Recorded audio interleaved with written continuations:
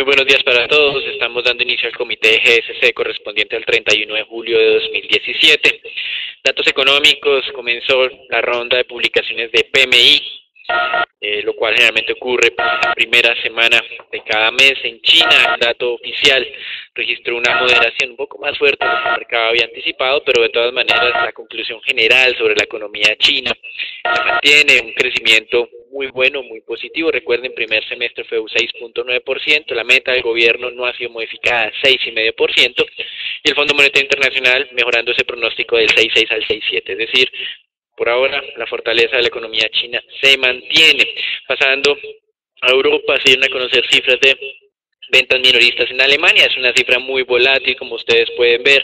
Anterior mes 4.8%, ese mes esperaba crecimiento del 2,7, pero fue del 1,5, un poco por debajo de lo esperado, pero de todas maneras no es suficiente para cambiar esa visión de que la economía alemana es la economía más sólida dentro de la zona euro. Tasa de desempleo de Europa descendió del 9.3 al 9.1%. Es una buena noticia, pero de todas maneras el nivel de desempleo europeo es muy alto. El de Estados Unidos es la mitad de este nivel, mostrando que aún el Banco Central Europeo tiene mucho trayecto por recorrer para ir alcanzando los objetivos de mediano y largo plazo, y por eso también es que el Banco Central Europeo tiene un rezago frente a lo que ha venido aplicando la Reserva Federal. Con relación a la inflación en Europa, la inflación total se mantuvo inalterada en el 1.3%, la inflación básica sube levemente del 1.1 al 1.2. Y acaba de ser anunciado el dato de crecimiento económico de segundo trimestre de año de México, muy en línea con lo que estaba esperando o anticipando el mercado. Los analistas habían calculado crecimiento del 1.8%, así sí, tal cual fue el dato observado, un poco por debajo de lo que fue el primer trimestre de este año. Más adelante tendremos en Estados Unidos publicaciones de un indicador de Chicago y también el dato adelantado del sector inmobiliario de ventas pendientes de vivienda. Son datos de importancia media para la Reserva Federal. Cerrando la jornada tendríamos en China nuevamente publicación del PMI, pero en esta ocasión no es el dato de las empresas grandes, sino el Caixin, que es el de sector privado. Generalmente aquí tenemos una mayor concentración de empresas pequeñas y medianas, y también pues tendríamos ya el inicio de la ronda de publicaciones de PMI en otros mercados, ya no solamente China, sino tendremos a Japón, y el día de mañana en la madrugada estaríamos hablando de estos mismos indicadores para Europa.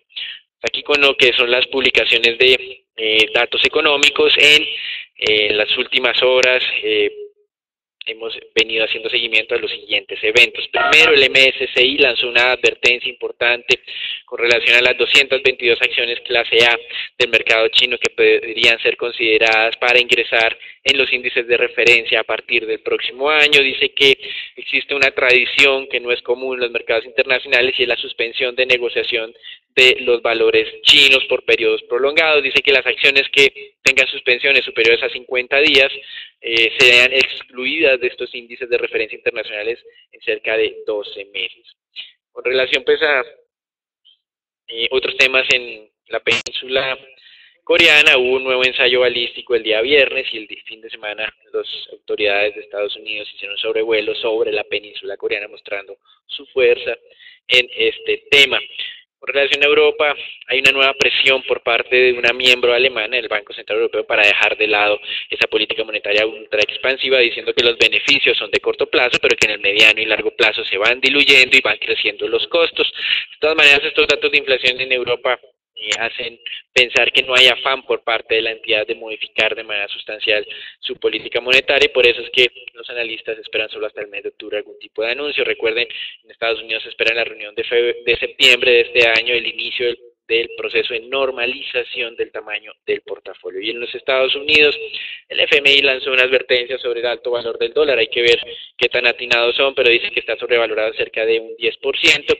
Y por otra parte, la administración de Donald Trump calificó como una farsa las elecciones en Venezuela, donde el gobierno o las fuentes oficiales hablan de una votación superior a los 8 millones, pero la parte privada o la parte independiente, las fuerzas opositoras, dicen que la votación no superó el 1,5 millones de votantes. Continuamos acá con una situación difícil.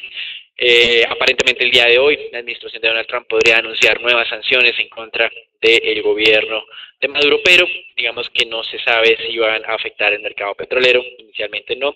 Y por otro lado, los bonos PDVSA en teoría estarían sufriendo algún tipo de impacto también por estas posibles sanciones. En América Latina tenemos publicación de las minutas de la última reunión del Banco Central de Chile, donde un miembro se apartó del consenso y solicitó una nueva reducción de la tasa de referencia. Considera que el descenso y la inflación del último mes, esa sorpresa inflacionaria hacia la baja, es suficiente para generar espacio para un nuevo recorte de 25 puntos básicos. El resto de miembros de la entidad que toman decisiones consideran que esa reducción del último mes, esa sorpresa, obedece a temas volátiles, por lo tanto no debería haber sido modificada la tasa de referencia. Mientras tanto, el déficit fiscal en Chile del primer semestre del año fue de solamente el 0.2% del PIB, algo por debajo de los 600 millones de dólares. También en estos temas de déficit presupuestario, en Brasil tenemos la publicación, o tuvimos la publicación del déficit del mes de junio, y en los acumulados de los últimos 12 meses ese déficit en Brasil es del 2.62% del PIB. Allá están escandalizados por estos temas, son 24.000 millones más que la meta que tenía el gobierno. Mientras tanto, en Colombia vamos a tener un déficit superior al 3.6%. Este miércoles, es decir, esta semana, es muy importante en Brasil, podría darse la votación para definir si se da vía libre al Tribunal Supremo de investigar al presidente Michel Temer por todos estos temas de corrupción. Para cerrar la ronda en América Latina, en Ecuador, el nuevo presidente Lenín Moreno advirtió la difícil situación fiscal, y esto pues está de la mano de los incumplimientos en los recortes de producción a los que en teoría se había acogido Ecuador con la OPEP. Son 26.000 barriles de petróleo de menos que debería producir menos Ecuador y que no está haciendo caso, y es básicamente porque tiene una difícil situación fiscal interna. Hasta aquí los anuncios, los dejamos con Agustín. Bien, y a pesar de esas nuevas pruebas de misiles en la península de Corea del Norte, podemos observar que el mercado, a excepción de Rusia, al que hablaré más adelante, reacciona de una manera positiva esta mañana después de darse a conocer resultados corporativos por parte de HSBC que impulsaron gran parte de los mercados europeos. Vemos prácticamente todos los índices entonces en Europa en terreno positivo, y de hecho en Estados Unidos los futuros también avanzan a esta hora de la mañana en cerca de 0.17%. Lo más interesante para destacar en lo que tiene que ver con los resultados de HSBC es el incremento de las utilidades en cerca de un 5% en la ganancia trimestral, y el anuncio de un tercer programa de recompras de acciones para el próximo año. También pues el índice Stock 600 está avanzando cerca de 0.6%. Las firmas o las compañías de mejor comportamiento esta mañana tienen que pero son las compañías o sector, o mejor el sector de compañías mineras y también las compañías del sector financiero, después de darse a conocer esos resultados de crecimiento PMI en China que están motivando el desempeño de los metales preciosos en todo el mundo. Recuerdo que el día viernes observamos una fuerte caída en las compañías tabacaleras en todo el mundo después de darse a conocer una posible regulación en lo que tiene que ver con la cantidad de nicotina que existe en los cigarrillos. Esta regulación, que sería establecida por la Federación de Alimentos y Medicamentos en Estados Unidos, pues obviamente generaría unas pérdidas significativas en este tipo de compañías, y consecuentemente esta mañana estábamos viendo pérdidas nuevamente en cerca de un 3% en empresas de este sector. En Estados Unidos el índice Standard & Poor's pues ya prácticamente entra a su etapa final de entrega de resultados. Esta semana se darán a conocer, entre otras compañías, los resultados trimestrales de Apple, Tesla, Toyota, Pfizer, entre otras compañías. A la fecha, 293 compañías del Standard & Poor's han entregado resultados, y aquí es donde está el punto clave en lo que tiene que ver con sorpresas positivas.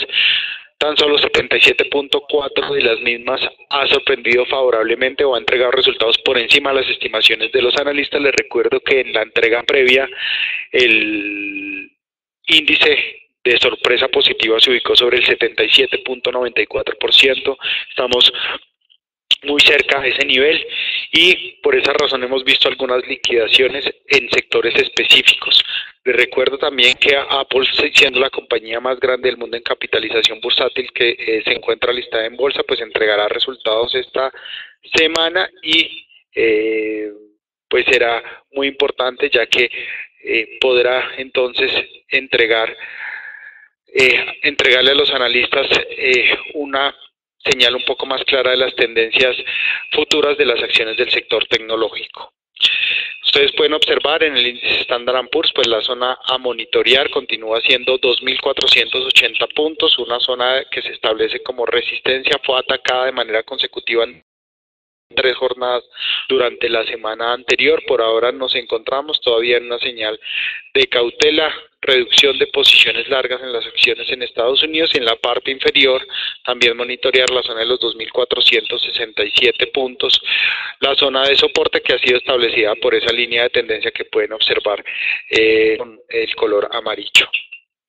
En lo que tiene que ver con el mercado mundial de divisas, como lo mencioné anteriormente y lo observamos en el mapa, se observaba un mercado en Rusia principalmente rojo, y esto directamente está ligado con esas tensiones geopolíticas que continúan aumentando entre Rusia y Estados Unidos. El fin de semana Donald Trump manifestó que estaría de acuerdo en firmar un proyecto de ley de sanciones después de que fuera aprobado por la Cámara de Representantes, y por esa razón estamos viendo ahí el rublo ruso perdiendo más de un 1% esta mañana, pérdida que se habría generado desde la semana anterior.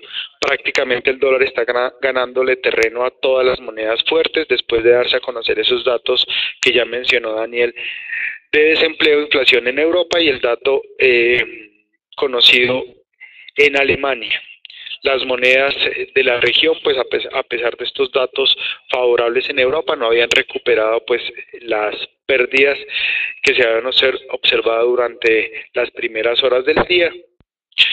Y también pues las monedas emergentes, a pesar de esos buenos datos presentados en China, y la valorización de los precios de las materias primas, pues no habían alcanzado a recuperarse a primeras horas de la mañana. Sin embargo, sí es importante destacar ahí que los buenos datos de crecimiento en los precios del hierro y el precio del cobre, pues favorecerían obviamente las monedas de Chile y de Perú principalmente.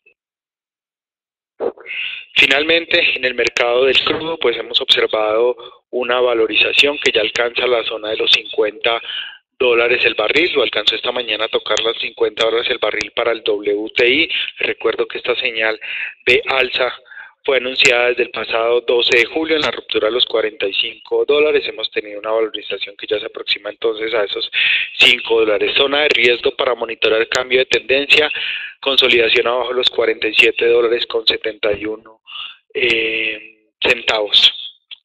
Esta mañana pues esa fuerte valorización de los 48.50 a los $50 el barril se vio principalmente después de que el Wall Street Journal anunciara o reportara mejor unas posibles sanciones por parte de Estados Unidos hacia Venezuela. Les recuerdo que Estados Unidos compra cerca de una tercera parte del crudo que produce este país, y es el principal comprador de crudo también que paga en efectivo. Por esa razón, pues ante una posible distorsión en el mercado de crudo a nivel mundial a causa de esta sanción, pues estamos viendo esos avances tan importantes durante esta mañana.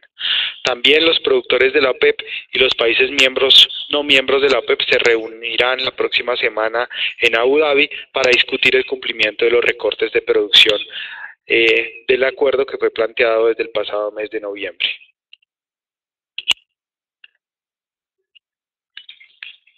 Gracias, Agustín. Con relación al mercado de renta fija, ustedes observan algunos mercados incrementando las tasas de negociación, aunque la mayoría esta mañana solo aumentaban un punto básico. Actualmente estamos hablando de 2 a 4 puntos básicos, caso extremo como es el de Suecia. Y esta semana importante desde el punto de vista de la cantidad de bancos centrales que tienen reuniones agendadas. Tal vez el más destacado para nuestro interés es el Banco Central de Inglaterra, donde se espera que mantenga la tasa de referencia inalterada en el 0.25%. De acá, de todas formas, tener en la agenda otros bancos centrales como el de Australia, India, República Checa, Ucrania, Rumania, que también estarían haciendo sus propios anuncios de política monetaria. Hasta aquí lo que es el reporte internacional. Damos entrada al informe Colombia, donde tenemos pues dos eventos muy interesantes. El primero de ellos tiene que ver con la publicación del presupuesto 2018, donde el gobierno por lo menos de manera inicial, a través del Ministerio de Hacienda, ha propuesto un gasto o un presupuesto total de 235.6 billones, crece el 1% frente al del año 2017, desde el punto de vista nominal. Obviamente, si yo lo veo en términos reales, con una inflación que puede estar alrededor del 3,5%, 3,2% el próximo año, lo que estaríamos observando es una reducción en términos reales. El gobierno oficializó su compromiso de buscar recortes en funcionamiento por cerca de 5.5 billones, pero generalmente estos recortes siempre terminan generando afectación en lo que es la inversión social, entiéndase los programas para el sector agropecuario, que es uno de tal vez de los más afectados en los últimos 3 años. Y por otro lado, en este proceso de investigación, implicaciones de Odebrecht, temas de corrupción en Colombia, se conoció que la Fiscalía imputará cargos en contra del actual director de la ANI, Luis Fernando Andrade, por lo que se conoce como delito de interés indebido en la celebración de contratos. Seguimos sin conocer aún cómo van las investigaciones, los responsables en el sector privado en este tema, pero siguen las imputaciones de carácter público. Eso es todo por ahora, los dejamos con Natalia. Buenos días para todos. Iniciamos, como es costumbre, el día lunes con la variación semanal del índice Colcap, el cual tuvo una semana positiva con un avance del 1,05% y cerrando entonces sobre los 1.486 puntos para la jornada del viernes.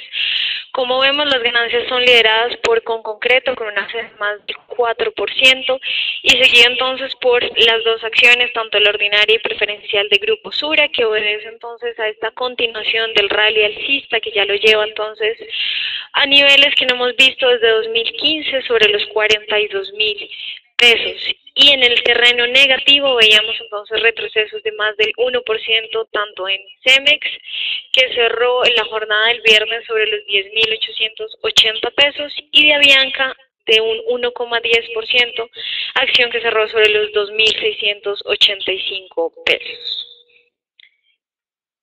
Conocimos varias noticias corporativas. La primera de ellas tiene que ver con Avianca.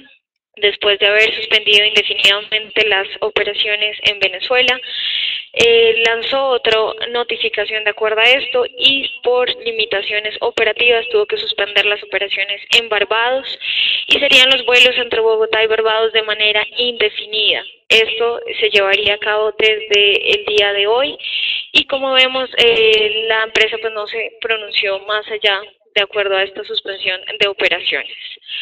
Pasando ahora con dos noticias importantes de Ecopetrol. La primera de ellas, conocida en la jornada del viernes, fue el descubrimiento de un nuevo pozo en el Golfo de México. Ecopetrol tiene una participación del 30% en este pozo que está localizado en el Golfo de México a 190 kilómetros de la costa. Por el momento el crudo que fue encontrado es liviano y se adelantan entonces los análisis para determinar el volumen y a su vez el monto que podríamos estar hablando de producción dentro de este pozo. Y la segunda noticia tiene que ver con los ataques sucesivos que hemos visto en el pozo de Caño Limón. Después del ataque que fue presentado el miércoles, se encontró un cráter de más de 4 metros cuadrados en el municipio de Toledo, en el norte de Santander. Y aunque el nuevo ataque no produjo un derrame de crudo, la empresa activó el plan de contingencia y como vemos, en lo corrido del año ya se ha registrado 39 ataques a este oleoducto y, como recordamos, se encuentra fuera de operaciones desde el pasado 30 de mayo. Y finalmente, en la jornada del viernes, a cierre de mercado, se conocieron los resultados para el segundo trimestre del año de Grupo Nutresa. Como vemos, hoy apertura de mercado pues está transando la acción sobre los 26.600 pesos y veríamos entonces unos resultados con una primera lectura positiva. Como vemos, los ingresos operacionales aumentaron en un 0,8%, impulsados principalmente por el buen desempeño en Colombia, cuyas ventas aumentaron un 3,9%. La utilidad operacional asciende a 193.598 millones de pesos, con un margen operativo 5,6% menor al que registramos en el segundo trimestre del 2016, principalmente dado porque el año pasado se registró un beneficio en diferencia en cambio y este trimestre un deterioro de más de 1.953 millones de pesos. Veríamos entonces un aumento del 21,6% en la utilidad neta para el periodo, que resulta ser bastante positivo, teniendo en cuenta el buen margen operacional medido por el margen EBITDA del 12,4%, con una variación del 3,7% frente al periodo del año anterior. Queríamos mostrarles dos gráficas. La primera de ellas tiene que ver con las ventas totales por segmento, las cuales se mantienen relativamente estables con un aumento en casi todas de ellas, a excepción del segmento de pastas, que se vio afectado ligeramente por un retroceso en la cantidad vendida del 0,9%, pero que va en línea con la estrategia que inició la compañía desde el año anterior de reducir las ventas que generaban un menor valor agregado dentro del portafolio de productos. El liderazgo se mantiene en el segmento de cafés, que veríamos tuvo un aumento del 11,9% para el trimestre, principalmente por un aumento en cantidad y no vía precio, y como si fue el segmento de galletas, que tuvo un aumento del 11,4%, debido tanto por el aumento entonces de más del 9% en el precio de este segmento. Y la segunda gráfica tiene que ver con las ventas internacionales. Como vemos, se observa que la variación en millones de pesos está cercana a los niveles de los últimos trimestres del año anterior. Lo que llama la atención entonces es la variación que vemos en pesos y en dólares, que aumentaron 4,7% y 7,4% respectivamente. Esto por una tasa de cambio promedio para el trimestre que afectó las ventas internacionales por diferencia en cambio. Como vemos, se da una primera lectura positiva. Los resultados sorprenden en cuanto al margen operacional y la utilidad neta del periodo, pero recordamos que las operaciones de Venezuela para este trimestre no fueron contabilizadas dentro del estado de resultados, por lo cual no vemos que hayan afectado importante los resultados operacionales del trimestre. Pasando ahora con el análisis técnico del mercado local, el índice Colca, como ya lo había mencionado, cerró sobre los 1.486 puntos. Como vemos, se ha recuperado en las últimas dos sesiones de esa ligera caída que había presentado en la semana anterior, cerrando por encima de los 1.480 puntos, que recordamos como la resistencia técnica importante, y sería entonces el nuevo inicio de este movimiento al alza que podría conducirlo una vez más al nivel de los 1.500 puntos. Pasando ahora con el análisis de la acción de Celsia, fue una de las mejores acciones en la jornada del lunes, con un avance del 1,84%. Como vemos, por medio de nuestro indicador, la acción registró una explosión de volatilidad llegando a los 4.715 pesos, un nivel que no habíamos observado desde abril y mayo del presente año y que podría conducirlo una vez más a los 4.800, que sería el precio objetivo. Y finalmente la acción de Corfi colombiana cerró sobre los 28.820 pesos.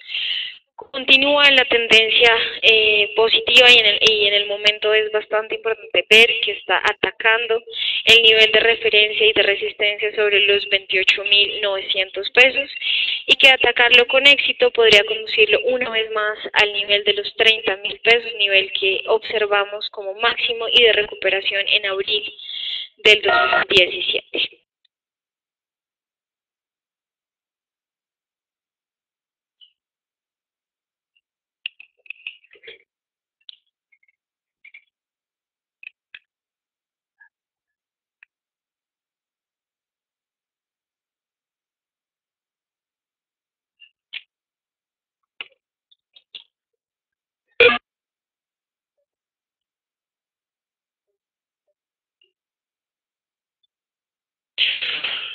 Y en el peso colombiano simplemente destacar la continuidad de la tendencia bajista que fue alertada desde el pasado 27 de julio en la ruptura de los 3.020 pesos, como podemos observar esta mañana al inicio de la jornada, siguiendo la línea y el desempeño del resto de monedas a nivel mundial. El tipo de cambio trató de hacer un ataque alcista, sin embargo, a estas horas de la jornada tener presente que la zona de soporte nuevamente vuelve a ser la zona de los 2.990-95 pesos, que podría ser atacada en pocos minutos, llevaría el tipo de cambio a esa zona, cerca de la zona objetivo que hemos planteado para esta estrategia sobre los 2.980 pesos.